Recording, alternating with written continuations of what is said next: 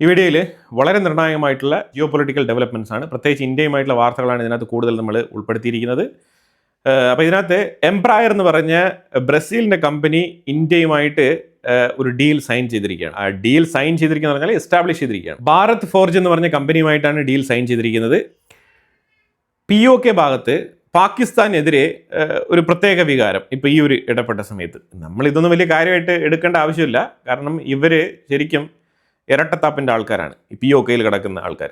അവർക്ക് ശരിക്കും പറഞ്ഞാൽ എക്കാലത്തും റെഫ്യൂജികളായിട്ട് അവർക്ക് ഇത്തരത്തിലുള്ള ഒരു കൺസിഡറേഷൻ ലഭിക്കണം. പരമാവധി ആൾക്കാർക്ക് Afghanistan passport, Pakistan passport, Indian passport എല്ലാം ഇവർ കൈവശം വെച്ചിട്ടുണ്ട്. അപ്പോൾ അതുകൊണ്ട് തന്നെ ഈ വിഷയം വളരെ കരുതലോട് വേണം നമ്മൾ കൺസിഡർ ചെയ്യാൻ. അവന്മാർക്ക് അവിടെ ഏതെങ്കിലും തരത്തിലുള്ള ബെനിഫിറ്റ് കിട്ടാൻ വേണ്ടിയിട്ട് പാകിസ്ഥാൻ സർക്കാരിനെതിരെ അവിടെ പ്രകടനങ്ങളും പ്രതിഷേധങ്ങളും നടത്തുന്നുവെങ്കിൽ നമ്മൾ അതുമായിട്ട് ബന്ധപ്പെട്ട് ഒരു തരത്തിലും റിയാക്ട് ചെയ്യേണ്ടതില്ല. കാരണം എന്താണെന്ന് വെച്ചാൽ ഇത് സ്ഥിരമായിട്ട് നടക്കുന്ന ഒരു പ്രതിഭാസമാണ്. ഈ POKയിൽ കിടക്കുന്ന ജനങ്ങളുടെ കൂറ് പാകിസ്ഥാനോടൊപ്പമാണ്.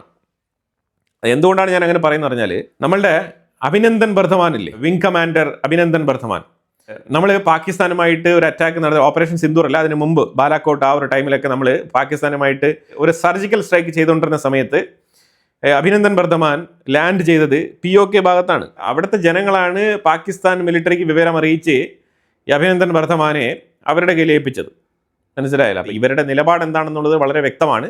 ഇന്ത്യയെ അവരെ ഒരു കോമ്പറ്റീറ്റർ ആയിട്ടാണ് കാണുന്നത്. അതായത് പാകിസ്ഥാൻ ഗവൺമെന്റിനെ ഭീഷണിപ്പെടുത്താൻ വേണ്ടിയിട്ട് ഇന്ത്യ ഒരു ടൂളായിട്ട് അവർ ഉപയോഗിക്കുന്നുണ്ട്. അതാണ് യാഥാർത്ഥ്യം. നമ്മൾ അഥവാ ഈ POK മേഖല പിടിച്ചെടുക്കുന്നെങ്കിൽ തന്നെയും ഇവറ്റകളെയൊക്കെ അടിച്ച് പാകിസ്ഥാൻ്റെ ഉള്ളിലേക്ക് തുരത്തി ഓടിച്ചിട്ട് വേണം, നമ്മൾ ആ സ്ഥലം മാത്രമാണ് ഏറ്റെടുക്കേണ്ടത്.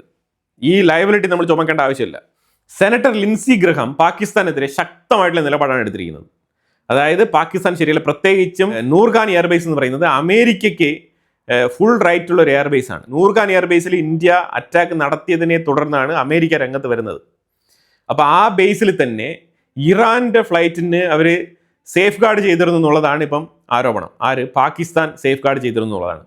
അതായത് പാകിസ്ഥാൻ അമേരിക്കയോടൊപ്പം മീഡിയേഷന് വേണ്ടിയിട്ട് ഭയങ്കരമായിട്ട് ക്ലോസ് ഫ്രണ്ട്ഷിപ്പ് കാണിക്കുകയും അതേസമയം അവർ ഇറാൻ്റെ എയർക്രാഫ്റ്റിന് അവിടെ സേഫ് ഗാർഡ് ഒരുക്കി എന്നുള്ളതാണ് നിലവിലെ പ്രശ്നം. ഈ പ്രശ്നം ഹൈ ടെൻഷനിൽ പീക്കിലെത്തിയിരിക്കുകയാണ്. ലിൻസി ഗ്രഹാം ഇത് വിട്ടുകൊടുക്കുന്ന മാതിരി തോന്നുന്നില്ല. ഇന്ത്യക്ക് 25% താരിഫ് അടിച്ചു തന്നതിൽ ലിൻസി ഗ്രഹാമിൻ്റെ പങ്ക് വളരെ വലുതാണ്. അതേപോലത്തെ ഒരു ട്രാപ്പിലാണ് ഇപ്പം പാകിസ്ഥാൻ ലിൻസി ഗ്രഹാമിൻ്റെ മുന്നിൽ പെട്ടിരിക്കുന്നത്.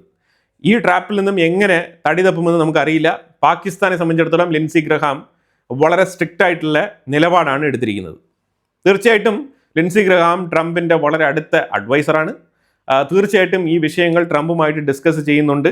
പാകിസ്ഥാന് ഒരു താക്കീതാണ് കൊടുത്തിരിക്കുന്നത്. ശരിക്കും നേപ്പാളും ഇന്ത്യയും തമ്മിൽ ഡിപ്ലോമാറ്റിക് വിസിറ്റ് പെൻഡിങ്ങിൽ കിടക്കുകയാണ്. പ്രധാനമായിട്ട് ഈ ലിപു ലേക്കുമായിട്ട് ബന്ധപ്പെട്ട വിഷയത്തിൽ നേപ്പാൾ ഉയർത്തുന്ന അവകാശവാദം, അപ്പോൾ അത് ശരിയല്ല എന്നുള്ള നിലപാടാണ് ഇന്ത്യയുടേത്. അപ്പോൾ എന്തായാലും ആ വിഷയവുമായിട്ട് ബന്ധപ്പെട്ട് കോംപ്രമൈസിൽ ഏർപ്പെടാതെ ഡിപ്ലോമാറ്റിക് ചർച്ച നടക്കില്ല എന്നുള്ള നിലപാടാണ് ഇന്ത്യ എടുത്തിരുന്നത്. ഇപ്പോൾ എന്തായാലും രണ്ട് രാജ്യങ്ങളും കൂടി സംസാരിച്ച് ഡിപ്ലോമാറ്റിക് വിസിറ്റ്, നേപ്പാളിൻ്റെ ഡിപ്ലോമാറ്റ് ഇന്ത്യ സന്ദർശിക്കാനും ഇന്ത്യൻ ഡിപ്ലോമാറ്റ് നേപ്പാൾ സന്ദർശിക്കാനുമുള്ള ആ ഒരു വിഷയത്തിൽ തീരുമാനമെടുത്തിരിക്കുന്നതായിട്ടാണ് വാർത്തകൾ വരുന്നത്. ഡേറ്റ് വൈകാതെ പ്രഖ്യാപിക്കുമെന്നാണ് മിനിസ്ട്രി ഓഫ് എക്സ്റ്റേണൽ അഫയേഴ്സിൻ്റെ സ്പോക്സ് പേഴ്സൺ രൺധീർ സിംഗ് ജയ്സ്വാൾ പറഞ്ഞു വെക്കുന്നത്. ഇന്ത്യയിലെ DRDO വളരെ സീരിയസ് ആയിട്ട് പ്ലാൻ ചെയ്യുന്നുണ്ട് ബാലിസ്റ്റിക് മിസൈലുകളുടെ പ്രൊഡക്ഷൻ പ്രൈവറ്റിന് കൊടുക്കാനുള്ള ഒരു പദ്ധതി. അതായത് പ്രൈവറ്റ് കമ്പനികൾക്കും ഇനി ബാലിസ്റ്റിക് മിസൈൽ ഉൽപ്പാദിപ്പിക്കാനുള്ള ആ ഒരു പെർമിഷൻ കൊടുക്കാൻ വേണ്ടിയിട്ട് ഗവൺമെൻറ് ആലോചിക്കുന്നുണ്ട്. പ്രത്യേകിച്ച് ഡിഫൻസ് മിനിസ്ട്രി വിത്ത് DRDO ആണ് ഇതുമായിട്ട് ബന്ധപ്പെട്ട് ഡിസ്കസ് ചെയ്തുകൊണ്ടിരിക്കുന്നത്. ഡിസ്കഷൻ സ്റ്റേജിലാണ്. കൊടുത്തു എന്നല്ല, കൊടുക്കാൻ ആലോചിക്കുന്നു എന്നുള്ളതാണ് വാർത്ത. ടാറ്റയുടെ company 220 megawatt nuclear power plant small modular reactor നിർമ്മിക്കാൻ വേണ്ടിയിട്ടുള്ള പ്രോജക്റ്റ് സബ്മിറ്റ് ചെയ്തിട്ടുണ്ട് ഗവൺമെൻറ്റിലേക്ക്. ഇതുമായിട്ട് ബന്ധപ്പെട്ട അപ്രൂവൽ തീർച്ചയായിട്ടും കൊടുക്കും. ടാറ്റയൊക്കെ വലിയ കമ്പനികളാണ്. അപ്പോൾ എന്തായാലും ഈ അപ്രൂവൽ കിട്ടുന്ന പക്ഷത്തിൽ 220 മെഗാവാട്ടിൻ്റെ small modular reactor nuclear power project Tata immediate ആയിട്ട് സ്റ്റാർട്ട് ചെയ്യാനുള്ള സാധ്യതകൾ തെളിഞ്ഞു വരുന്നു എന്നുള്ളതാണ് മനസ്സിലാക്കേണ്ടത്. കാരണം ഇന്ത്യ ഈ ന്യൂക്ലിയർ പവർ പ്രോജക്റ്റ് മേഖലയിൽ വൻ നിക്ഷേപമാണ് പ്രപ്പോസ് ചെയ്തിരിക്കുന്നത്. ട്രംപ് വൻ സന്നാഹങ്ങളുമായിട്ട് ചൈനയിലേക്ക് എത്തിയിട്ടുണ്ട്. അപ്പോൾ എന്തായാലും നാളെ ഷീ ജിൻപിങ്ങുമായിട്ട് കൂടിക്കാഴ്ച നടക്കുമെന്നാണ് പറയുന്നത്. ഒരുപാട് ഡെലിഗേറ്റ്സ് ഉണ്ട് കേട്ടോ. ഡെലിഗേറ്റ്സ് എന്ന് പറഞ്ഞാൽ ഇലോൺ മസ്ക് ഉൾപ്പെടെയുള്ള ആൾക്കാരുണ്ട്. NVIDIA കമ്പനിയുടെ CEO ഉൾപ്പെടെയുള്ള ആൾക്കാരുടെ ഒരു വൻ നിര ഡെലിഗേഷനുമായിട്ടാണ് പോയിരിക്കുന്നത് ചൈനയിലേക്ക്. ഷീ ജിൻപിങ് ഇതൊക്കെ കണ്ണ് മഞ്ഞളിക്കത്തൊന്നുമില്ല. ഷീ ജിൻപിങ് ഇതൊക്കെ പണ്ടേ കണ്ടിട്ടുണ്ട്. ഇറാൻ യുദ്ധം അവസാനിപ്പിക്കുക എന്നുള്ളതാണ് ലക്ഷ്യം. ചൈനയുടെ കാല് പിടിച്ച് എങ്ങനെയും ഇറാൻ യുദ്ധം അവസാനിപ്പിച്ച് സ്ട്രൈറ്റ് ഓഫ് ഹോർമുസ് ഒന്ന് ഓപ്പൺ ചെയ്ത് വിട്ടിട്ട് ഈ മിഡിൽ ഈസ്റ്റ് കോൺഫ്ലിക്റ്റ് ഒന്ന് നോർമലൈസ് ചെയ്യുക എന്നുള്ളതാണ് ട്രംപിന്റെ പ്രാഥമിക ലക്ഷ്യം. അത് നടക്കുമോ ഇല്ലയോ എന്നുള്ളത് നമുക്കറിയില്ല. ഇതൊരു ലാസ്റ്റ് ചാൻസ് ആണ്.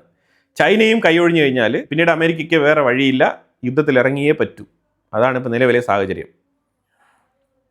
അപ്പോൾ ഇതിൽ ഏത് പോയിന്റ് വരെ എത്തും എന്ന് പറഞ്ഞാൽ, അതായത് ഇറാൻ എണ്ണ നിങ്ങൾ എത്രത്തോളം വേണമെങ്കിലും വാങ്ങിച്ചോളൂ, ഞങ്ങൾ ചൈനയ്ക്ക് വേണ്ടി മാത്രം സ്പെഷ്യലായിട്ട് സാങ്ഷൻസ് ഇളവ് തരാം എന്ന് വരെ പറയാനുള്ള സാധ്യതയുണ്ട് ഈ സ്ട്രൈറ്റ് ഓഫ് ഹോർമുസ് ഓപ്പൺ ചെയ്യാൻ വേണ്ടിയിട്ട്.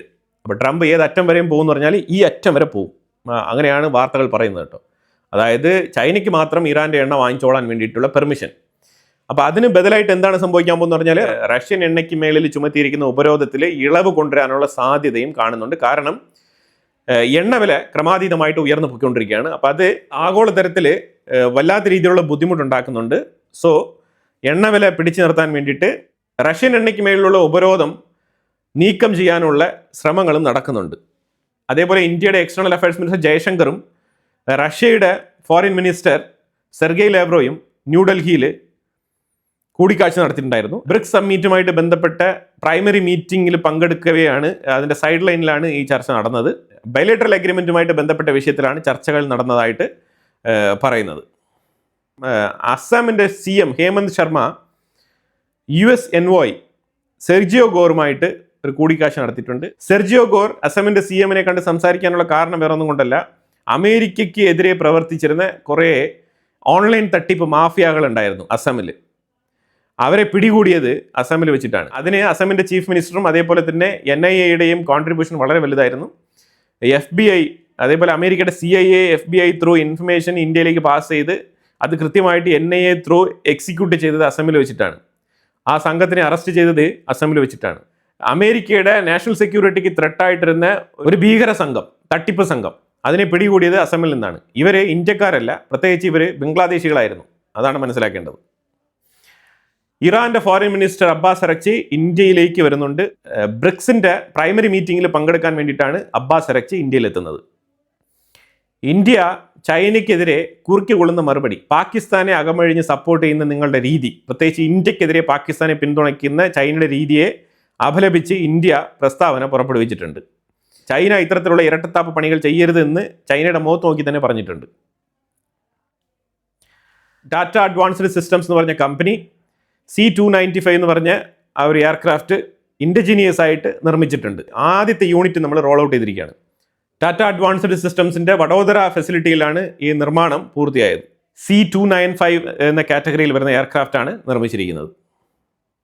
വിയറ്റ്നാം ബ്രഹ്മോസ് മിസൈൽ സിസ്റ്റത്തിന് വേണ്ടിയിട്ട് ഇന്ത്യയെ സമീപിച്ചതിനെ തുടർന്ന് ഈ ഇൻഡോ പസഫിക് മേഖലയിൽ ചൈനയുടെ പവറിനെ റെഡ്യൂസ് ചെയ്യുന്നതായിട്ട് ഇന്ത്യ ഈ വിഷയത്തിനെ ഉയർത്തി കാണിക്കുന്നുണ്ട്. ഇതേ ഒരു സ്ട്രാറ്റജിക്കൽ അഡ്വാൻസ്മെൻ്റ് ആണ് ശരിക്കും പറഞ്ഞാൽ. അതായത് വിയറ്റ്നാം ഇന്ത്യയുടെ ബ്രഹ്മോസ് മിസൈൽ സിസ്റ്റം പർച്ചേസ് ചെയ്യാൻ വേണ്ടിയിട്ട് കാണിക്കുന്ന ഇൻട്രസ്റ്റ് തന്നെ ഇന്ത്യ ഇത്തരത്തിലാണ് ഉയർത്തി കാണിക്കാൻ ആഗ്രഹിക്കുന്നത്. ഇൻഡോ പസഫിക് മേഖലയിൽ ചൈന ഷോർട്ട് ഫാൾ ആവുകയാണ്, ഇന്ത്യയുടെ ഒരു ഡോമിനേഷനെയാണ് ഇത് ചൂണ്ടിക്കാണിക്കുന്നത് എന്നാണ് പറഞ്ഞു വെക്കുന്നത്. ഇന്ത്യ ഏത് വിധേനയും ഇന്ത്യയുടെ എനർജി ക്രൈസിസിനെ നേരിടാൻ തയ്യാറാണ് എന്നുള്ള നിലയിൽ പല രാജ്യങ്ങളിൽ നിന്നും എണ്ണ ഇന്ത്യക്കുള്ളിലേക്ക് കൊണ്ടുവരാൻ വേണ്ടിയിട്ടുള്ള ശ്രമത്തിലാണ്, കഠിന ശ്രമത്തിലാണ്. അതുപോലെ തന്നെ ട്രംപ് ചൈന സന്ദർശനത്തിനിടയിൽ തായ്വാൻ്റെ കാർഡ് ഇറക്കാനുള്ള ചാൻസ് ഉണ്ട്. അതായത് ചൈന ഫ്ലെക്സിബിൾ അല്ല എന്ന് കണ്ടു കഴിഞ്ഞാൽ തായ്വാന് ആയുധങ്ങൾ കൊടുക്കുന്നതുമായിട്ട് ബന്ധപ്പെട്ട വിഷയം ചൈനയുമായിട്ട് നേരിട്ട് ചർച്ച ചെയ്യും എന്നാണ് പറഞ്ഞിരിക്കുന്നത്. ആ വിഷയത്തിനെ ചൊല്ലി ചൈനയെ ഒന്ന് ഭീഷണിപ്പെടുത്തും. സ്വാഭാവികം, ട്രംപ് അത് ചെയ്യാതിരിക്കാനുള്ള യാതൊരു സാധ്യതയില്ല. ട്രംപ് അത് ചെയ്യുന്ന വ്യക്തി തന്നെയാണ്. ചർച്ച കഴിഞ്ഞിട്ട് വന്നിട്ട് നൈസിന് ഒരു ട്വീറ്റ് അങ്ങിടും. അതായത് ഞങ്ങൾ തായ്വാന് വേണ്ടിയിട്ട് ഇത്ര ബില്യന് വേണ്ടിയിട്ടുള്ള ആയുധങ്ങൾ ഇറക്കി കൊടുക്കുകയാണ് എന്നുള്ള തരത്തിലൊരു ട്വീറ്റ് ഇടും. ഇങ്ങനെയുള്ള പരിപാടികളൊക്കെ ട്രംപ് ചെയ്യും. അപ്പം എന്തായാലും തായ്വാൻ കാർഡ് ഇറക്കുമെന്നാണ് വാർത്തകൾ വരുന്നത്. അപ്പോൾ എന്തായാലും വളരെ നിർണായകമായിട്ടുള്ള കുറേ വിഷയങ്ങളാണ് നമ്മൾ വീഡിയോയിൽ പങ്കുവച്ചത്. ഇതിനെക്കുറിച്ചുള്ള അഭിപ്രായങ്ങൾ കമൻറ്റ് ബോക്സിൽ രേഖപ്പെടുത്തുക. കൂടുതൽ വാർത്തകളുമായിട്ട് അടുത്ത വീഡിയോയിൽ വരാം. Thank you so much.